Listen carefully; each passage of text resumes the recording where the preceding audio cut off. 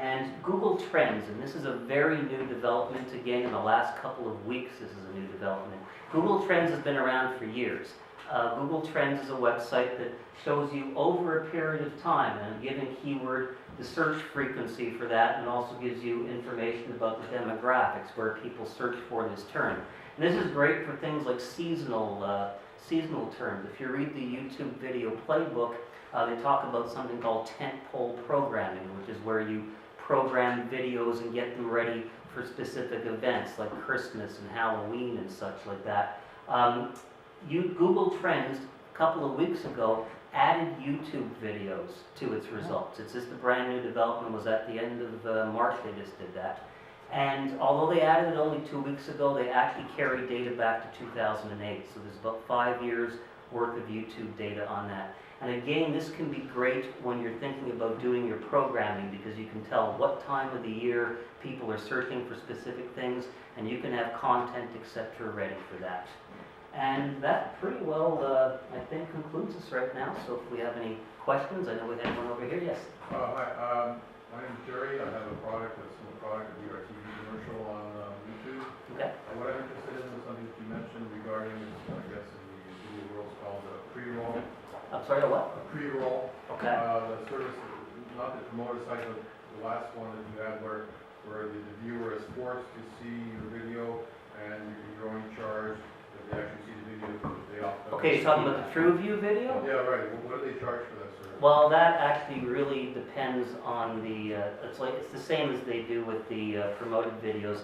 You're billed basically on. Well, you're based obviously on the impressions, but you're also billed to some degree on the subjects, etc., that you're choosing, because if you're choosing something more popular, etc.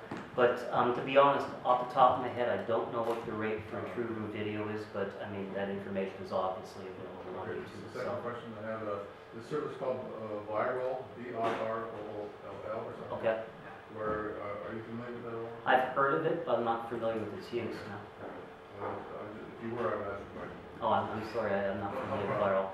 But Can't know everything. I could try. Yes.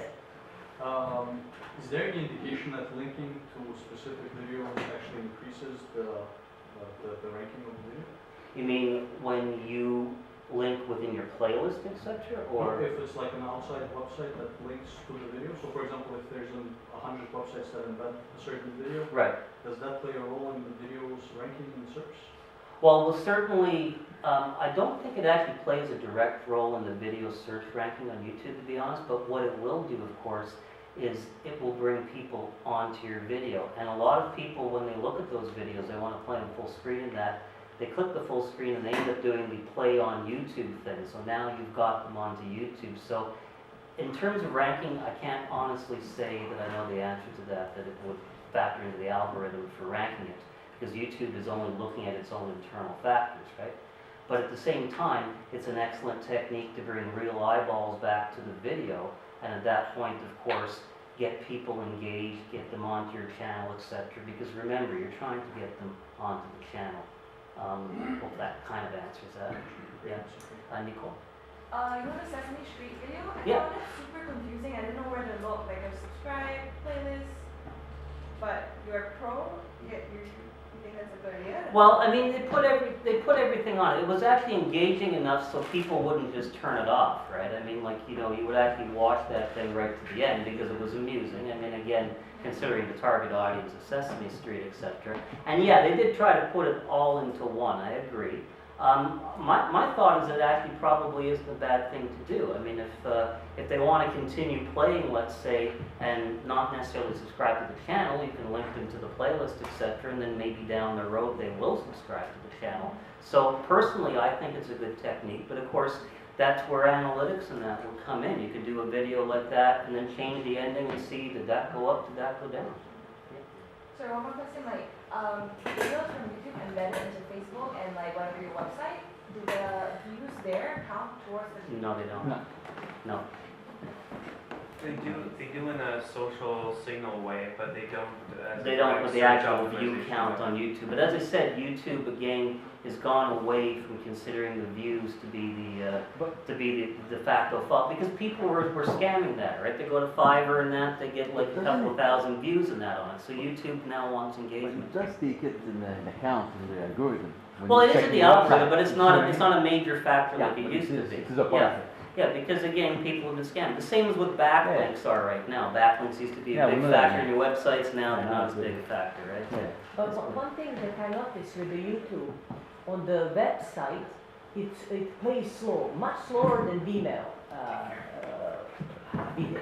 Let's say if I post on Vimeo Yeah. and I connect to my site, it's much faster. People wait much longer for the YouTube video. Well, I haven't personally noticed that myself. And myself, the YouTube videos I click on seem to play instantly.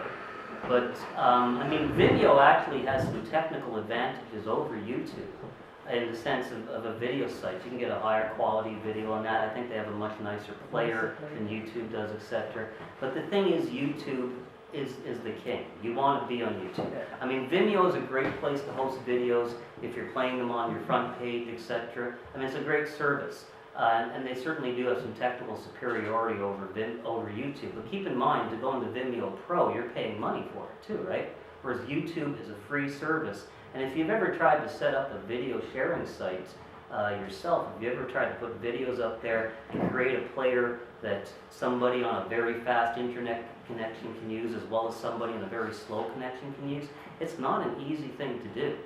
To do streaming video like that, it can be complicated, it can be to some degree expensive, although Amazon S3 and Cloudflare and all that makes it relatively simple. YouTube has got that all down. So I wouldn't negate Vimeo at all. I think it's a great service. But really, if you want the exposure, YouTube is where it is. But as for the slower thing, you know, personally, I've never found that. The YouTube videos, to me, when I click on them, they play right away. I don't Can you notice add any them lag. both? Of course, Yeah. absolutely. Yeah, you can put duplicate Everywhere. content on YouTube, on Vimeo, etc. You can put it on a whole bunch of different video Yeah, sharing actually, I sites. think if you put it everywhere, they do take it in account too in the algorithm. Yeah. I mean, like, and that'll also help you on Google too, because don't forget that you're not just looking for YouTube. YouTube results will appear on Google, but so will Vimeo results, etc. And so, sure, I mean, if you want to put it on Vimeo, by all means, there's dozens of video sharing sites as well that you could put your video on too. They're not the only ones, but they're just the king of them. So, I mean, just don't ignore that. You mentioned the metric that they look at is actually how much time a person spends watching your video. Yes, before they how click on. engaging it is, yes. Is there any like benchmark that you know that, for example, if it's more than 20 seconds, then they consider it to be higher quality? I don't know the exact number, but I know that they go at least, if it's less than 15 seconds, I don't think they even count it. Okay.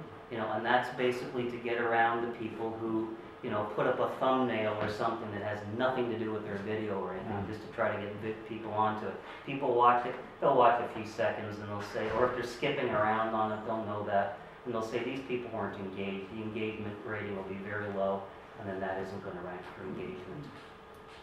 Do we have, yeah, Actually, I have a question regarding the meta tags. Yeah. We're talking about the title and the description. Yes. I know the web forum, there's a certain length that I guess Google will use. Right. Once you go beyond it, it won't count. right, and I believe that's the same with YouTube, yes, I believe I don't know what the number is myself, but I think it's a similar type of thing with the title and the description. Obviously, the description will allow you a great deal. But again, this is for YouTube's internal search, not for Google's, but I think they're very similar in terms of that. And same with the title. Plus, obviously, there's the practical aspect of having a mega long title, which is never going to be visible on the screen in the first place.